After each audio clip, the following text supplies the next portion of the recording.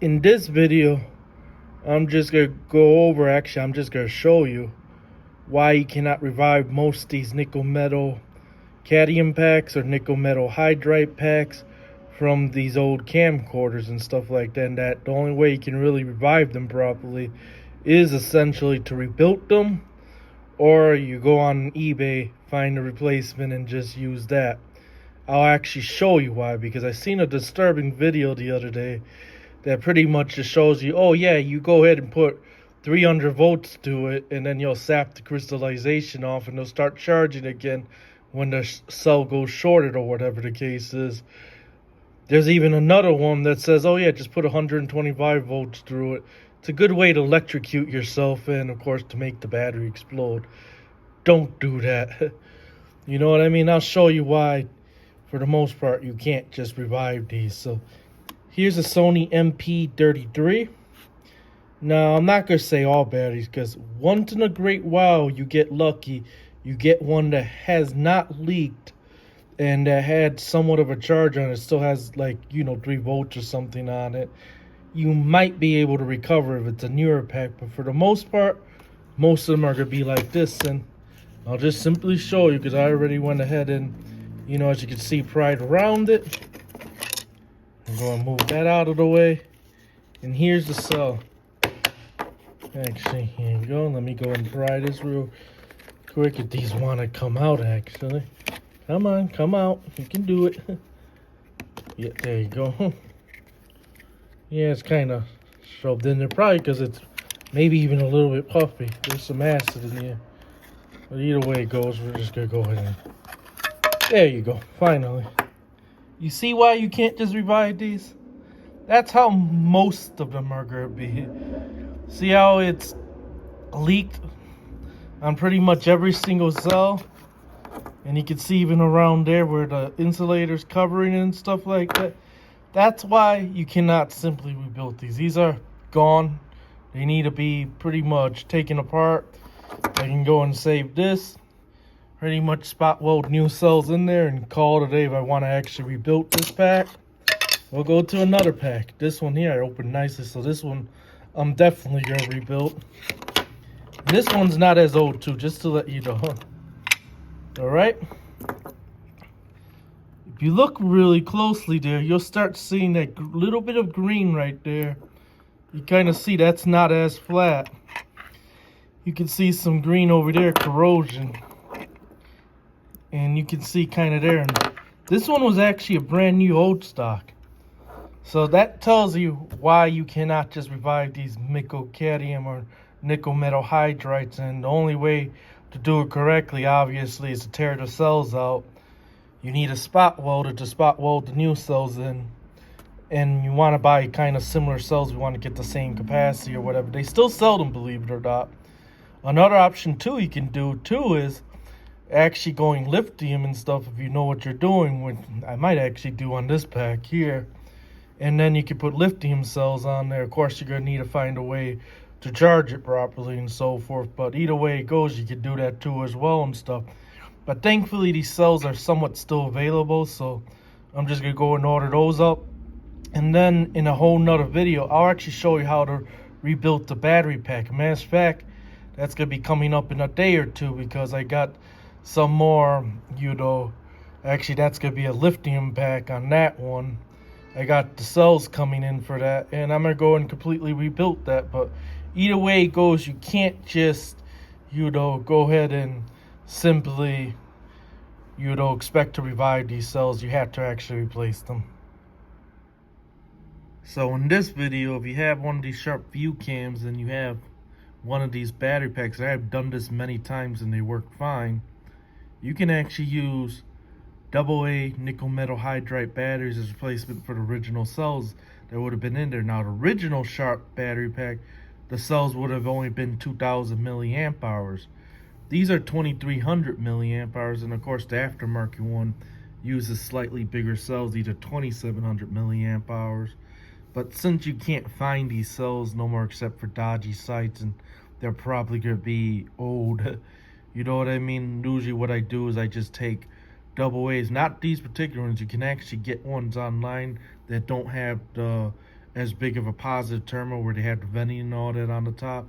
You can get one like this with the recessed in, but these will fit fine too as well. And here's the casing, and pretty much what they would do with the nickel strip, they'll lay in there, and I already test fitted it with the nickel strip to make sure that it'll fit, and it'll fit perfectly fine. So that's what we're going to use, and I have used these before and they work no problem. So that's what we're going to do. I'm going to go ahead and, of course, start peeling away carefully the original nickel strip if I can possibly, reuse it, and then spot weld it to the new cells essentially. So I went ahead and spot welded the cells together, as you can see. And one thing to note, when you spot weld it, you want to get it at 4 points, of course. And you want to make sure that you go ahead and don't overdo it on the current, because if you do, you can blow a hole in the nickel and also into the battery too as well and stuff like that. In order for me to get this stripping off now, I would literally have to pry it out pretty much. So that's what you want. You don't want to do too little current where it's easy just to pull off, or too much current where you blow a hole through it. And you also, of course, want to clean the terminals and stuff before you go and spot weld to it and stuff, which is what I did. And as you can see, it's nice and solid.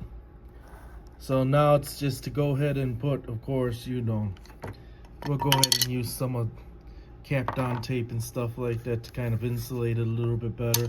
And then we'll put it into the casing and so forth. But one thing to note though, when you are choosing your cells, which is very important, that you choose the cells that's able to deliver continuous current to the device you're using.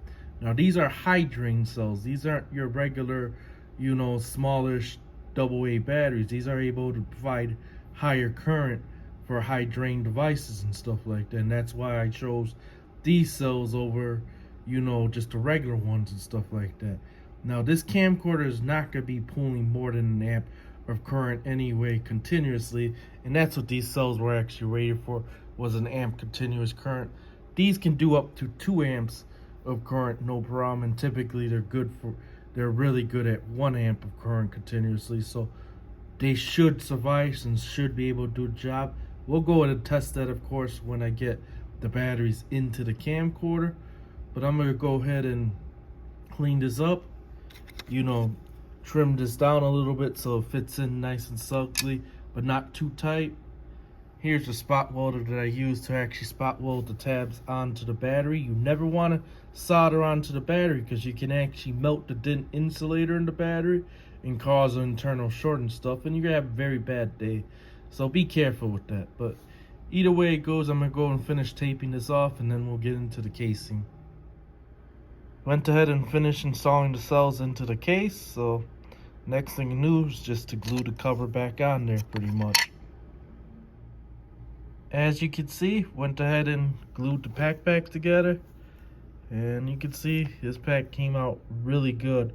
A little bit where I had to pry at it to get it open, but this one came out better than most actually. So we'll go and put that into the camcorder and test it and see what the runtime is.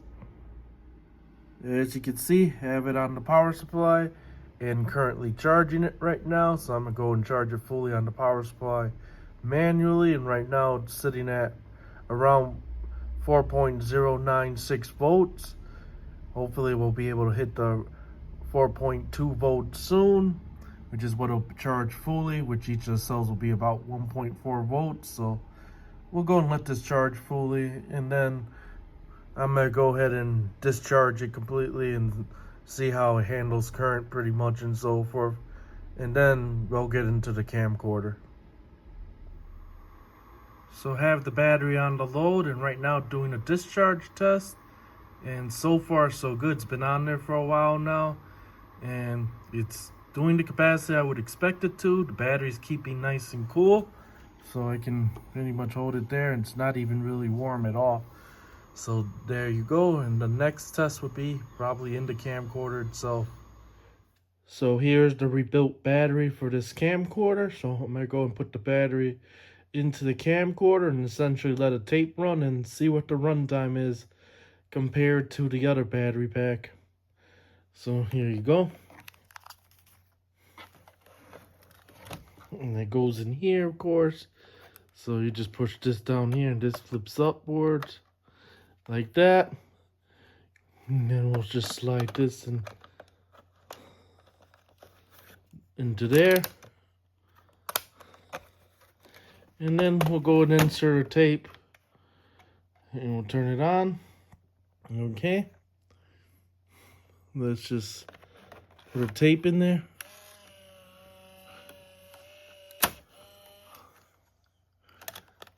Okay.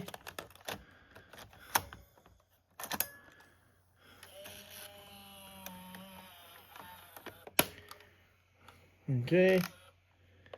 And then play.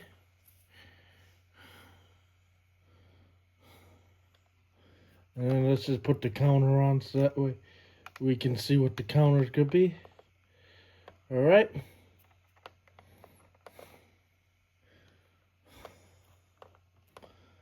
And then there you go.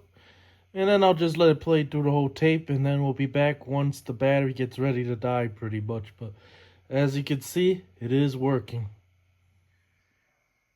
And I figure I'll go and show you before the camera completely shuts down.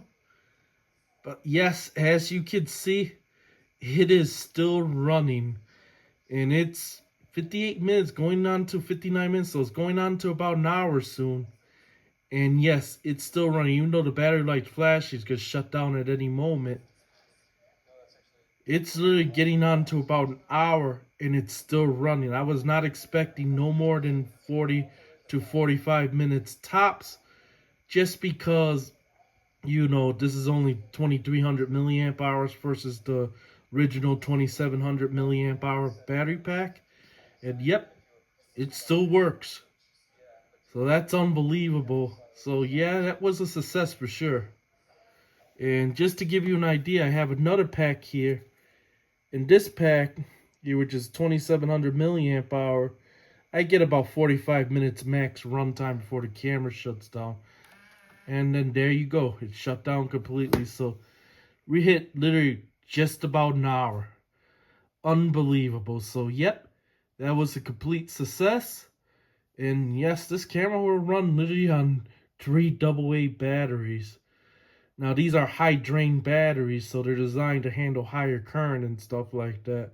And when I looked at Energizer's data sheet, it says it could handle up to 2 amps of continuous current, or I'm not sure it's continuous or not, but it says 2 amps of current.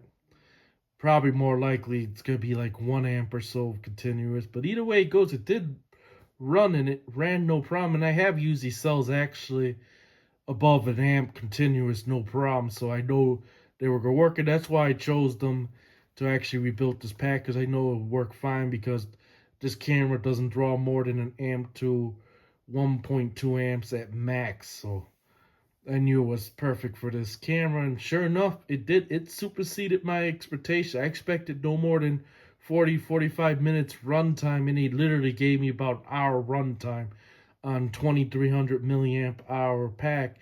And when Sharp advertised these new, they said that these particular packs could deliver about 45 minutes to an hour runtime on. And this one here, like I said, I get no more than about 45-46 minutes before it completely shuts down. So that's impressive. So yep, this camera will literally run on 3 AA nickel metal hydride batteries, so long as they're high drain, of course. Don't use regular, nickel metal hydride batteries, because most of those would probably be able to handle half an amp at best continuously. So that's something you got to watch out for.